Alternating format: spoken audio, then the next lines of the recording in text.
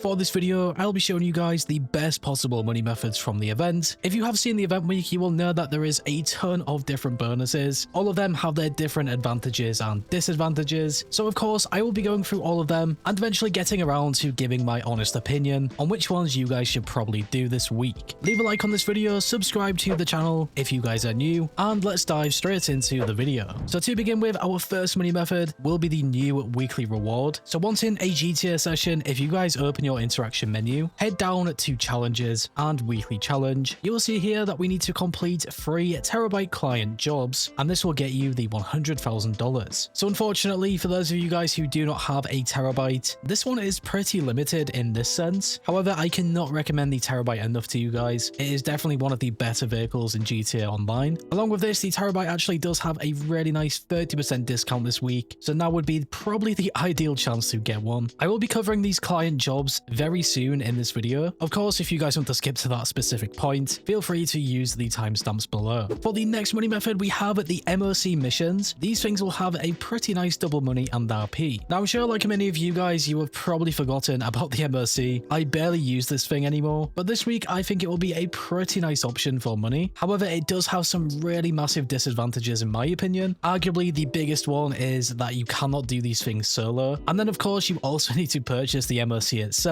So yeah, in my opinion, I would probably just leave these things, but this will be how you can unlock the trade prices for these vehicles. So if you guys want the trade price for at least one of them, I would recommend trying to pick up a friend or just a random player and play through these missions. I'm not going to lie to you guys, I honestly don't think I have even done any MOC missions before, and if I have, it was such a long time ago, and at this point I really don't plan to play another. But with that double money and RP bonus, the payout should be pretty nice, so it might be worth just playing through these things. And like the Terrorbyte, the MOC does have a nice 30% off. I still think the MOC does have some pretty nice use cases. You will be able to store your personal vehicle inside, and with the right upgrades to the MOC, you can even customize your vehicles here as well. Use it as sort of a portable garage. That is the best way to put this vehicle. It can also have the Mark II weapon workshop, so yeah, really nice. Could potentially be a pretty good option to make cash. At this point in the video, we now have to head over to the Terrorbyte once again because we need to discuss the client jobs. Unlike the MOC missions, you can do these things solo, or at least most of them solo. Some of them will require other players, and they also have a double money and RP bonus, which is honestly super nice. My personal favorite client job is called diamond shopping. This one has caught a few nerfs in the past. If you guys have done this one before, essentially you would park your Terrorbyte right outside of the Evizcerate jewelry store, and then you could launch the mission straight away and make this super fast. Nowadays in GTA Online, you have to park your Terrorbyte pretty far away to even start this up. However, this is not really a massive nerf or anything, it is just more annoying. You will see I started it up still, used my Oppressor Mark II to fly over to the Evizcerate store, and this was all the exact same as before. Once I collected the diamonds, I then had to fly to the drop-off, and I got a payout of $60,000, which honestly is not bad. Just remember, this will contribute to your weekly challenge as well. The only downside that I really find with these client jobs is the cooldown timer. You will see I went back inside the Terrorbyte, and the diamond shopping did have a half-an-hour cooldown, and even the other client jobs that I did not play through had roughly a 4 to 5 minute cooldown. So yeah, pretty annoying, but I still think this is a pretty good way to make some cash whilst you have some other businesses running in the background. Another sort of mission you could do if you have some businesses running in the background is the Fooligan Jobs. These things will have some double money and RP this week. Unfortunately, Fooligan Jobs can be quite challenging. They can be done solo though, so that is pretty nice. But like all of the money methods so far, this one has probably the biggest disadvantage. It will have a absolutely ridiculous 15-minute cooldown once completed. The main reasons you probably want to do a Fooligan Job though is to unlock the equipment upgrade for your acid lab. You will need to complete 10 Fooligan Jobs in total, and then you can access the upgrade. And the upgrade is definitely necessary. It will be able to make you guys a lot more money for the acid lab. Now to show you guys the payout for the Fooligan Jobs, you'll see I got this pretty simple one. Once this was done, I got a $100,000 payout. Now when the Fooligan Jobs first released, I do actually think that the $100,000 was the standard payout until Rockstar nerfed them. I'm not really sure why they nerfed them like that. I think it was because there was a specific cooldown skip method, which made getting the acid lab upgrade really easy instead of waiting to play the Fooligan Jobs over and over again. So yeah, in total, not some bad money there. Of course, to start a Fooligan Job, you need to talk to Dax inside the freak shop, or instead just call him on your phone and request work. This next method will be focusing on an adversary mode. This will be the deadline adversary mode mode with double money and RP. So Rockstar have just added this back into the game. You guys have probably played Deadline before. You will get to use them Shatara bikes. Honestly, a really fun adversary mode, especially when played with friends. So I would definitely recommend this one. You could have some really fun moments, whilst also making some really nice cash. This will not be a solo method though, so maybe something to keep in mind. Luckily enough, we do have a solo method now, which will be the black box file with some double money. The black box file is the FIB Priority File in this event, and with this double money bonus, you can make roughly $600,000, almost $700,000 if you complete the challenges. So this will be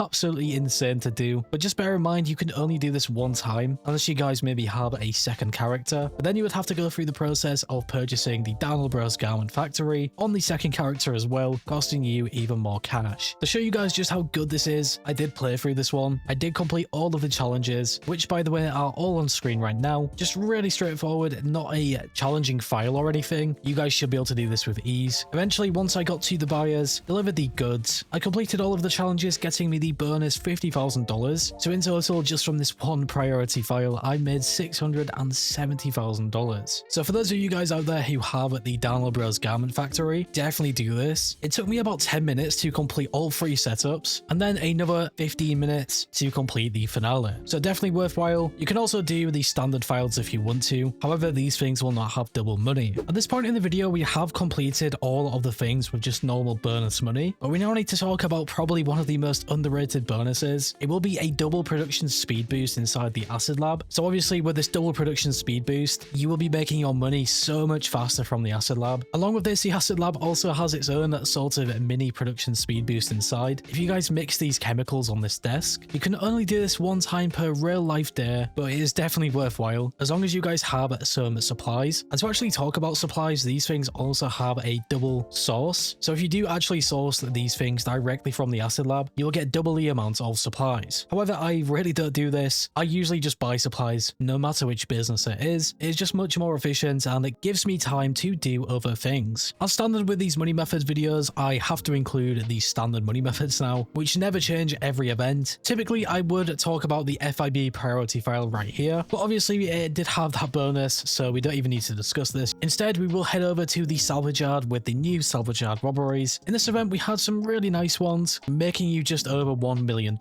if you complete all 3 of them. And you also have the potential to make just a little bit more than this if you complete the challenges for each individual robbery. Because the payout isn't too bad, I would probably recommend these ones to you. It shouldn't take too long to complete them, and for getting just a little over 1 mil, and you have the entire week to do it, I think it is a great thing to do pretty much every event. And now, last but not least guys, we have our time trials. So we can really see that these 2 last money methods are pretty standard with each event. Doing both of these things can make you guys some really nice cash, especially the time trials. I think the time trials are just so nice. You don't even have to spend anything unless you guys include the vehicle that you use. Altogether, what is your favorite money method? If I was going to give my opinion, I would probably say that the Acid Lab's double production speed boost is actually essential. You can then probably just stack the standard speed boost inside the Acid Lab, make money super fast for that one day until it resets. And if you do not have the Acid Lab upgrade, you can just play through these Fooligan Jobs, and whilst you wait for the cooldown between them, play some of the other things in this event. For example, if you have a Terrorbyte, you can do the client jobs, make some really nice side money, and also do not forget about them discounts. Them things will really help you. So yeah guys, if you went on to enjoy this video, found any of these money methods useful, make sure to leave a like. I always appreciate your support, and if you are new here, subscribe and hit that bell icon to never miss a video. Finally guys, stay safe, thanks for watching, and I'll catch you in the next one.